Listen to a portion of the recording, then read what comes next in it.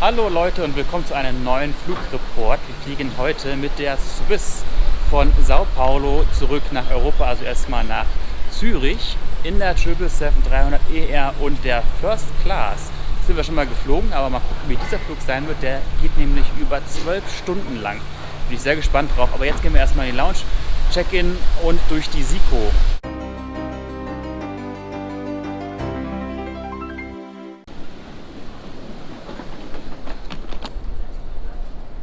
Das wäre dann der Check-in-Schalter hier am Bereich G, aber da müssen wir nicht hin, weil wir schon eingecheckt sind und wir reisen auch nur mit Handgepäck. Aber wie gesagt, das wäre er dann. Glücklicherweise ist nicht viel los, denn es gibt hier keine Priority Line, das heißt also kein gesonderter, schneller Weg durch die Sicherheitskontrolle und Ausreise. Aber wie gesagt, ist ja nichts los hier.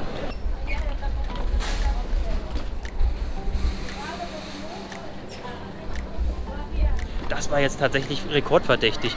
Da hat es in Japan ja länger gedauert mit den 5 Minuten maximal. Ausreisen, SICO und Check-in. Hier waren es vielleicht mal 4, weil es ist nichts los hier. Irgendwie scheint der Airport leer zu sein. Mal gucken, ob es in der Lounge auch so ist.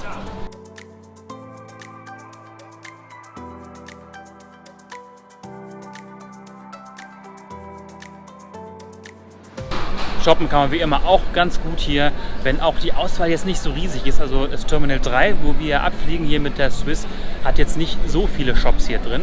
Ist auch egal, wir gehen jetzt in die Lounge. Die befindet sich nämlich im Obergeschoss, hier hinter mir da oben. Das ist die Star Alliance Lounge.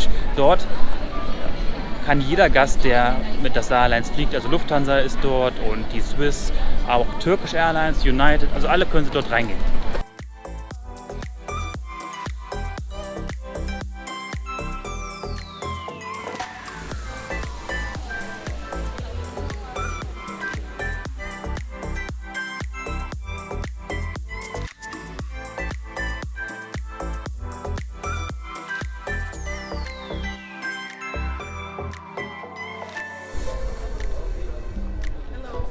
Hello, how are you? Welcome. Happy customers on flight 82 with the destination to Lisbon. Please proceed. Für First-Class-Passagiere gibt es hier in der Star Alliance Lounge einen separaten Bereich. Ist nicht so groß, aber dafür ist man etwas abgeschottet, denn die Lounge ist eigentlich generell, ich bin jetzt schon das 3., 4. Mal hier, immer voll. Das heißt also, man hat hier so ein bisschen Ruhe. Wir haben jetzt aber auch noch 3 Stunden bis zum Abflug und die Swiss fliegt ungefähr zeitgleich ab wie auch die Frankfurt-Maschine von der Lufthansa.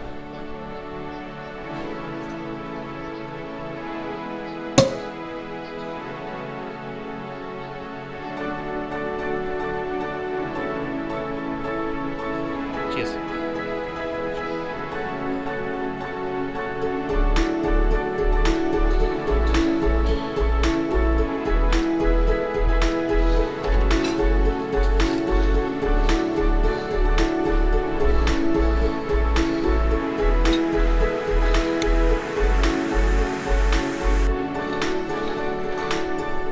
Das war jetzt die Star Alliance Business Class Lounge, welche einen separaten Bereich für First Class Passagiere hat.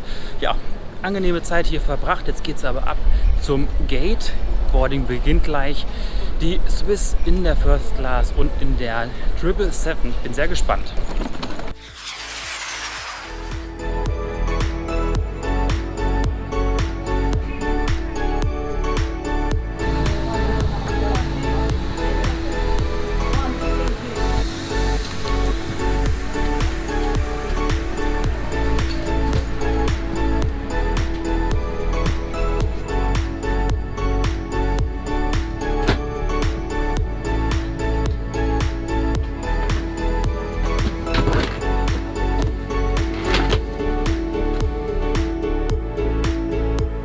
Und das ist die Swiss First Class in der 777, ganz vorne im Flugzeug in 2 Reihen in einer 1:1 Konfiguration. Was der Sitz alles bietet, das zeige ich euch dann gleich.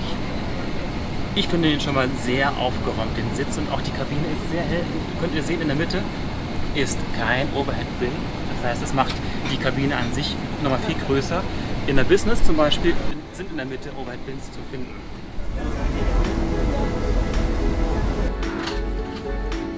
Da haben wir zum Beispiel zum Wohl. Dankeschön.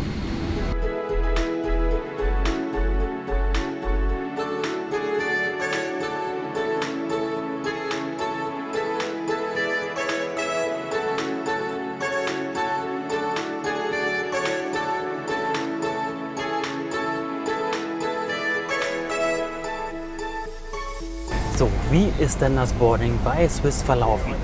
Es wird separat entsprechend gebordet. Zuerst geht die First Class an Bord und dann auch die Business sowie die Economy Class. Aber der Boarding-Prozess geht ziemlich schnell. Es gibt 2 verschiedene Brücken. Die erste Brücke ist ausschließlich für die First Class und die zweite Brücke für Business und Economy Class. Und wenn ich jetzt hier an meinem Platz bin, werde ich sehr, sehr nett begrüßt mit einem Champagner. Grand Siècle ist hier der Champagner. So um die 180 € die Flasche. Also ist schon ein sehr gutes Tröpfchen und warme Nüsse. Dabei sind das Cashewnüsse und Mandeln, gewürzt sogar. Neben dem, was ich jetzt gerade aufgezählt habe, wartet an meinem Platz bereits schon das Amenity-Kit. Eine Packung Slipper, die Kopfhörer von Swiss und hinter mir ist schon ein schön aufgeschlagenes Kissen. Es heißt ja oft, es gibt in der First Class Suiten. Es gibt auch verschlossene Suiten, wie zum Beispiel bei Emirates oder bei Singapore Airlines. Das ist hier eigentlich eine Open Suite. Allerdings kann ich diese durch dieses Fach hier, das ist ja das Fach für das Jackett und kleine andere Möglichkeiten, die da reinpassen und ein kleiner Spiegel, aufmachen. Und dann habe ich ja hier meine geschlossene Suite.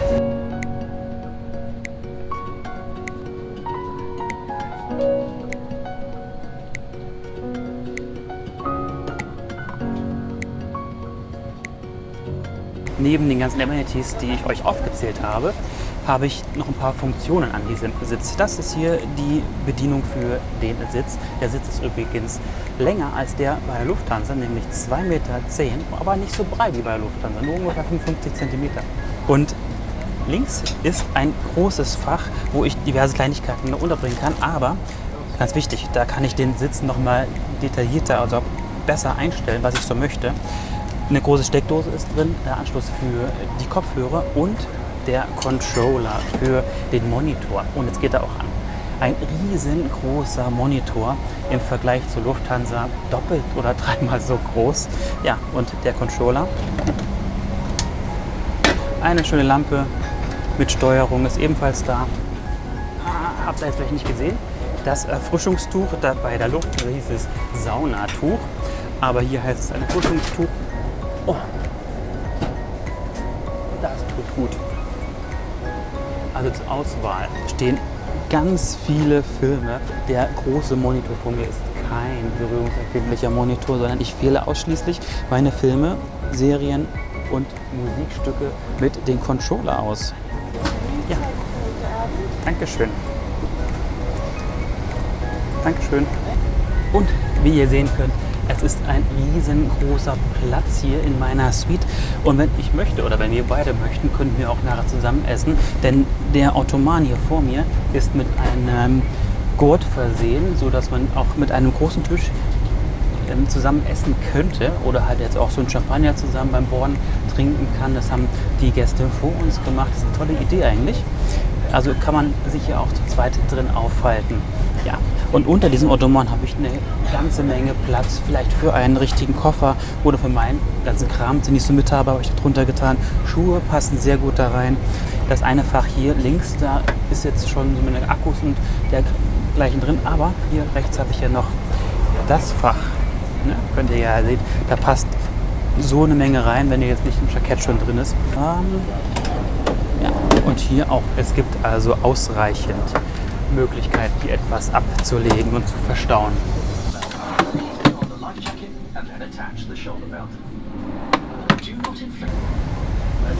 Die Flugzeit heute ist übrigens über 11 Stunden, oder 11 Stunden 30 Minuten durch die Nacht. Das heißt, es gibt ein Pyjama. Wahrscheinlich würde es den auch geben, wenn man hier reine Tagzeit fliegen würde.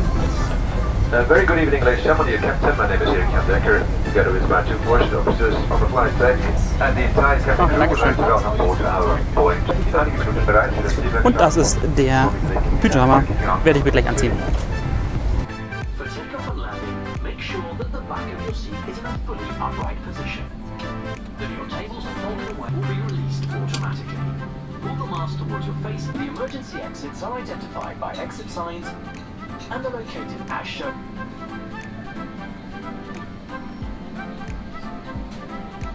You will have for your attention.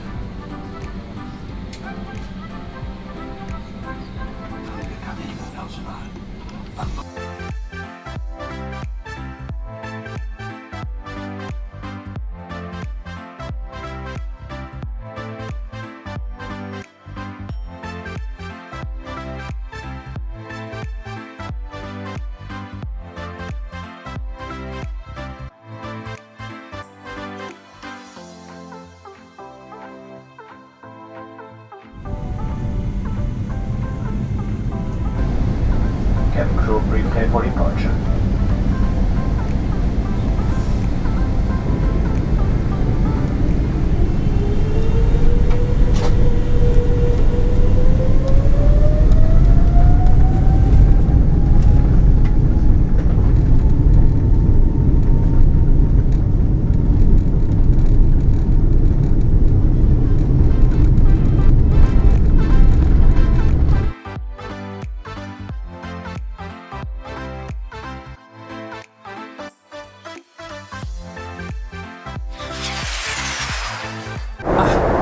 So, nach dem Start werden die Vorhänge zugemacht und die Beleuchtung geht langsam wieder an.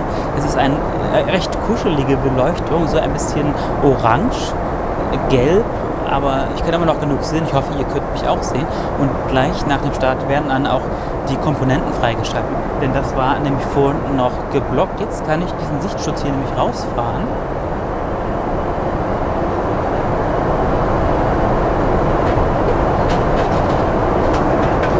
Und die Tür, beziehungsweise es ist ja eher ein Fach, aufmachen und somit habe ich dann meine verschlossene Suite, wie halt auch bei Emirates oder bei Singapore Airlines, was zum Beispiel die Lufthansa ja nicht hat. Also die Privatsphäre in der First Class von der Swiss ist um einiges besser als bei der Lufthansa und anderen Airlines. Ja, und dazu habe ich dann auch noch richtig viel Platz hier drin. Wie gesagt, ich habe hier drin ein 2,10 Meter langes Bett.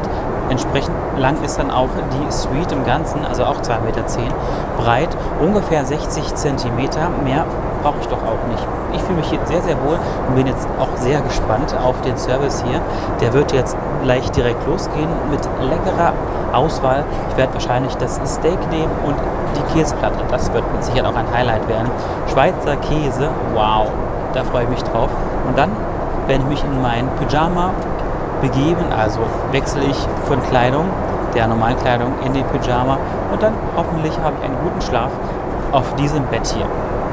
Nach dem Start werden dann auch die Voucher verteilt für das kostenlose Internet, aber bei der Swiss sind die leider Megabyte begrenzt. 50 Megabyte für den ganzen Flug ist halt nicht wirklich viel, denn darüber hinaus müsste ich bezahlen. Aber ich habe für euch eine Alternative, die habe ich vor kurzem entdeckt, nutze ich auch schon relativ lange jetzt, also ausgiebig, und zwar die Funktion von airlinecheckins.com. Das ist eine Tochterunternehmen der Lufthansa und hat in erster Linie eigentlich die Funktion, dass man sich automatisch einchecken lässt in seinen nächsten Flug, aber eine sehr tolle Möglichkeit oder Service hat dieses Programm auch noch, und zwar für 10 Euro im Monat bzw. 30 Euro für die 3 Monate habe ich kostenloses Internet an Bord von Lufthansa, Swiss und ganz, ganz vielen anderen Airlines. Da habe ich ein extra Video und einen Beitrag gemacht. Einfach mal auf das i drücken oben rechts und guckt euch das mal an. Ist definitiv für Vielflieger ein Highlight. Ich habe jetzt Lust, mich ein bisschen bequemer anzukleiden. Und zwar ziehe ich mir jetzt den Pyjama an von Swiss. Bin gespannt, wie der aussieht und ob er ganz gut sitzt. Also folgt mir mal auf die Toilette. Zeige ich euch gleich mal, wie die so aussieht hier in der Swiss 777.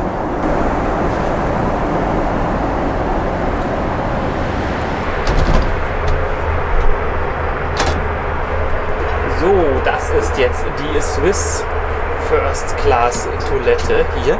Es gibt 2 Stück übrigens, ein bisschen holprig heute.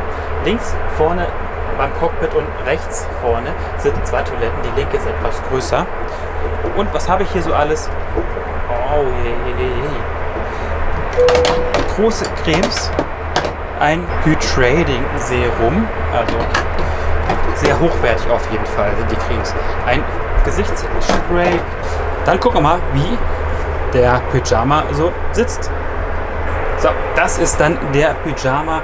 Übrigens ist der Hersteller Zimmerli ziemlich bekannt in der Schweiz. Mega bequem. Und jetzt kann ich mich mit Sicherheit zurücklegen und den Flug genießen.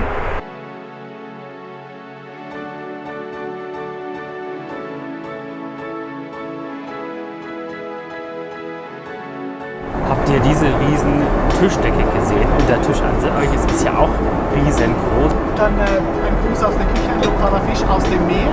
Ah, aus dem Meer. Aus dem Meer, genau. Ui, das Menü startet mit einem Gruß aus der Küche, also ein Amuse-Bouche. Aber ich freue mich schon die ganze Zeit auf eine Sache, die die Swiss besonders gut kann. Und das ist eine der Vorspeisen. Ihr werdet gleich sehen, welche ich meine.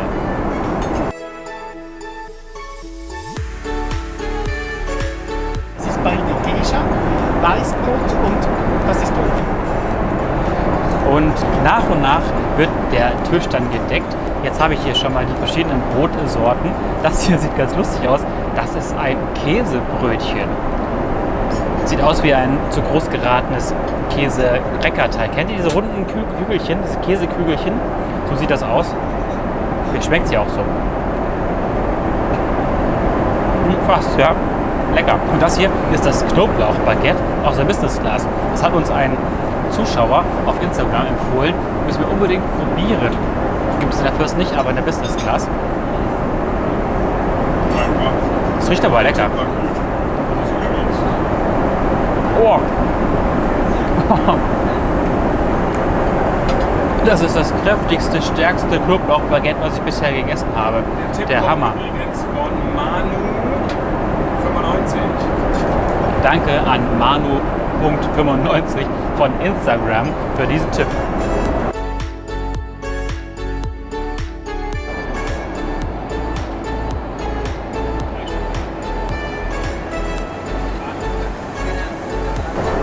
Vielen Dank. Ich habe es ja vorhin euch ein wenig erwähnt, worauf ich mich am meisten gefreut habe. Es ist ja bei vielen Airlines ist ja der Kaviar ganz hoch im Kurs, aber bei der Swiss braucht man kein Kaviar. Man hat ja den Barliklachs und der Barliklachs wird auf einer Schiefertafel serviert, beziehungsweise kommt von einer Schiefertafel auf meinen Teller. Und dieser Lachs, der ist so unglaublich zart und schmackhaft, das könnt ihr euch gar nicht vorstellen. Da habe ich Wochen danach. Der Wahnsinn. Ich mag eigentlich normalerweise gar keinen Lachs, weil der immer sehr fischig ist. Aber dieser, der ist unglaublich lecker.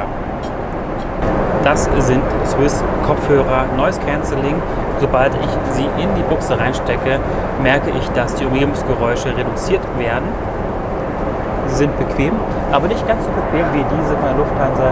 Die Bose oder meine eigenen, ich habe auch Bose Quiet Comfort, sind angenehmer. Mit einem Adapter kann ich nämlich diese auch hier nutzen. Also jeder, wie er möchte. Das geht hier ruckzuck bei Swiss. Jetzt habe ich hier meine Suppe und nebenbei antworte ich auf Instagram Anfragen bzw. auf Posts. Und ich finde es total schön, wenn ihr uns quasi in eurer Story erwähnt. Dann versuche ich das auch immer zu reposten. Hier ein Flugbegleiter von der Swiss, der gerne mit uns geflogen wäre, aber leider es nicht geschafft hat, diesen Flug anzutreten. Schade, schade. Beim nächsten Mal, ich werde auf jeden Fall seinen Post reposten, könnt ihr sehen, wer es denn war.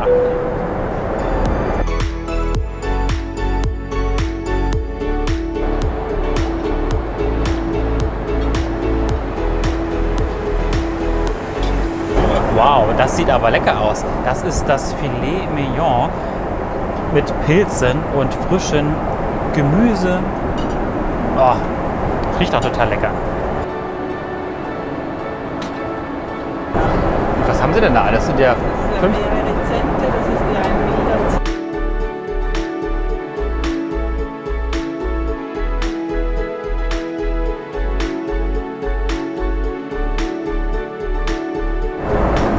Und zum Schluss die Schweizer Käsekunst, wie es in der Karte steht. Die Schweizer können ja sehr gut Käse, das wisst ihr. Und kennt ihr auch das Braune, das dazwischen, das ist das Schweizer Birnenbrot. Habe ich am Anfang, als ich erst einmal zu der Swiss geflogen bin, nicht gekannt. Jetzt weiß ich es. Sehr lecker, eine Spezialität.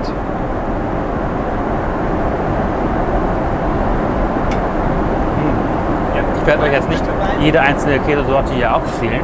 Ihr könnt es einfach der Karte entnehmen, die ich euch jetzt einblende. Auf jeden Fall schmecken die Käse so lecker und wie es sich auch gehört, die sind in Raumtemperatur. Das heißt nicht zu kalt, nicht zu warm. Perfekt. Also eins esse ich jetzt schon mal. Danke. Danke. So, jetzt sind wir aber beim Schluss angekommen. Das Dessert, ich weiß gar nicht, wie es heißt.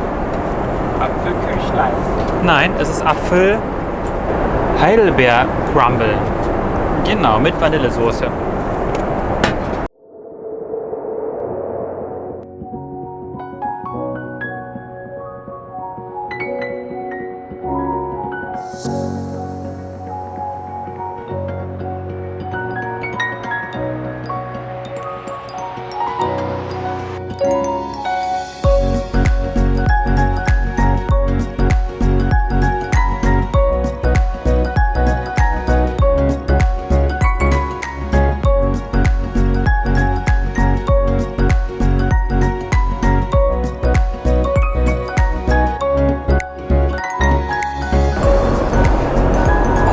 Ja, jetzt heißt es schlafen. Wir haben jetzt ungefähr schon 2,5 Stunden hinter uns. Lecker gegessen, ich bin mega voll. Das Essen war echt top. Das ist das Bett hier von der Swiss. Wie gesagt, 2,10 Meter lang, 55 Zentimeter breit, also genau richtig zum Schlafen. Es ist länger als das von der Lufthansa, schon erwähnt. Und aufgrund der Auflage, die ich jetzt hier habe, habt ihr ja beim Aufbauen gesehen, und dem Bett, also der Bettdecke, sowas von bequem. Ich werde hier mit Sicherheit sehr, sehr gut schlafen können. Eine Sache habe ich ja vergessen.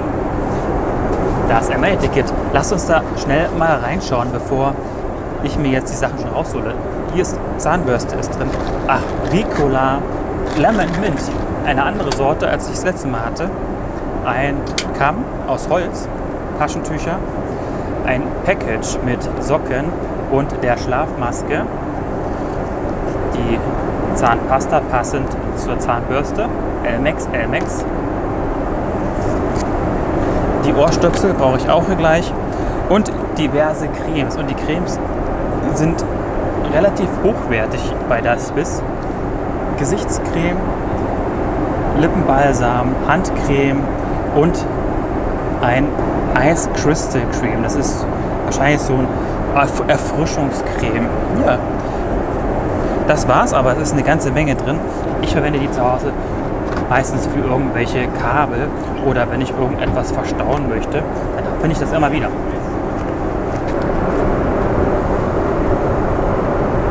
Ach, ich bin noch gar nicht richtig bettfertig. Ich mache es einfach mal in die Lounge-Position. Das ist nämlich diese, dass man so ein bisschen aber entspannt liegen kann, aber halt nicht komplett in der geraden Linienfläche ist. Da kann man ja nicht mehr richtig Fernsehen gucken. So, jetzt kann ich mal ein bisschen den Flug genießen. Gleich wird wahrscheinlich das Licht ausgehen und dann war's das.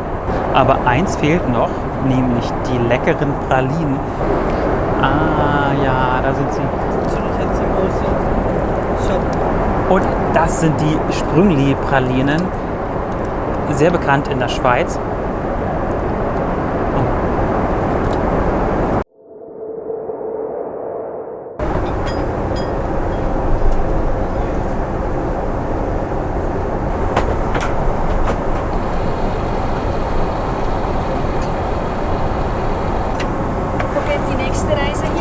Nach San Francisco, aber erst am Wochenende.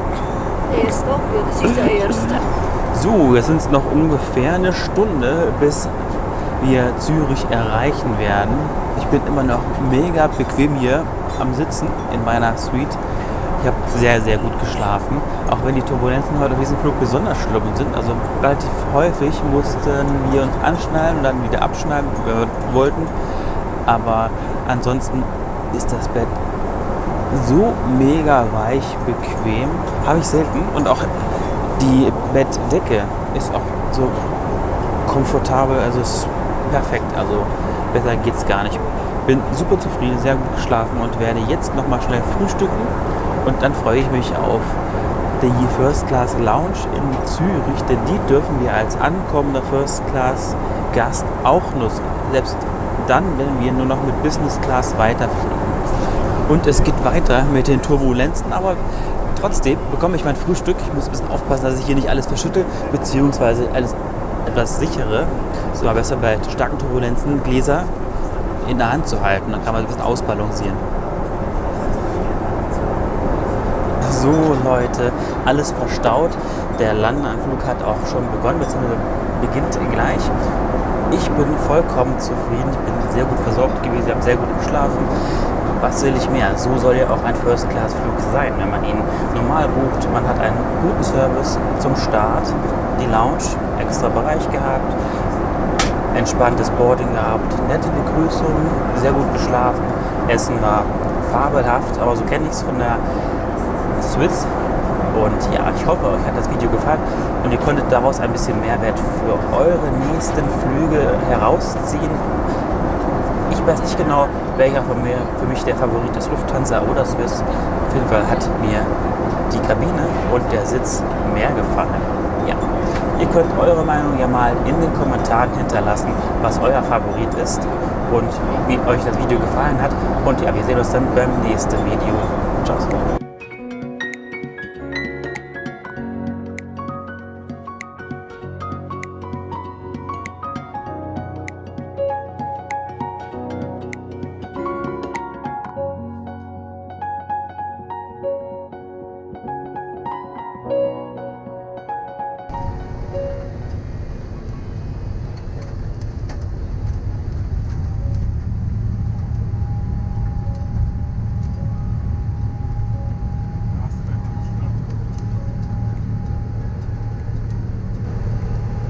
War noch blockiert durch ein Flugzeug, das vor uns gelandet ist.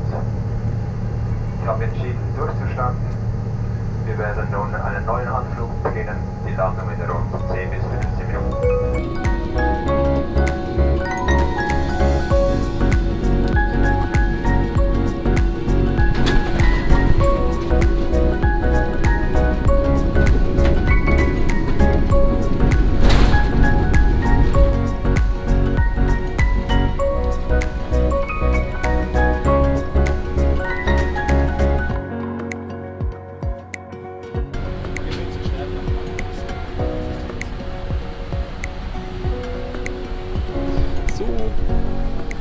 Zum Schluss hat man nochmal die Möglichkeit, ins Cockpit reinzuschauen. Das ist immer ein toller Abschluss. Und jetzt geht's raus. Wir gehen jetzt nochmal schnell in die First Class Lounge hier in Zürich an den E-Gates und ja, lassen den Tag mal ein bisschen ausklingen und danach geht es nämlich weiter nach Hannover für uns. Wir sind jetzt ja, weil wir ein bisschen länger am Flugzeug gewesen sind, auf dem Weg zur Lounge. Normalerweise wird man als First Class Passagier mit einer Limousine oder mit einem Abholservice zu dem Hauptterminal gebracht. Man muss also nicht hier an den E-Gates raus, dann den Zug nehmen, zum Bereich A laufen, um dann den Flughafen zu verlassen oder den nächsten Flug zu besteigen. Nein, wir laufen es jetzt, aber man kann es in der First Class halt per Limousinen-Service machen.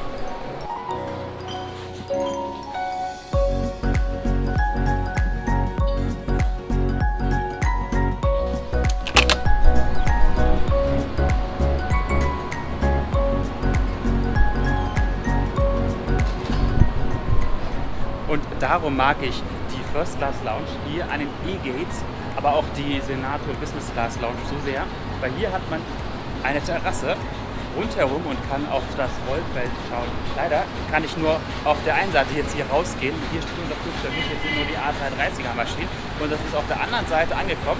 Aber nichtsdestotrotz ist es einfach toll, hier draußen zu stehen. Wir müssen aber nachher darüber ins Hauptterminal, um dort unseren Flug nach Hannover zu bekommen. Aber wir haben ungefähr noch eine Stunde Zeit, hier ein bisschen die Lounge zu genießen. Ja, euch könnte es egal sein, ihr könnt entweder hier in diese Lounge gehen oder ihr geht in die First Class Lounge im A-Bereich. Die ist auch neu und frisch renoviert. Das ist unsere Maschine übrigens. Die 777 hat uns jetzt von Sao Paulo zurück nach Europa gebracht. Die Kennzeichnung habt ihr wahrscheinlich auch schon im Video gesehen. Ich werde sie hier mal einblenden bei Start und bei Landesszenen. Ja, war ein toller Flug. Wir sehen uns dann beim nächsten Video nochmal. Ciao!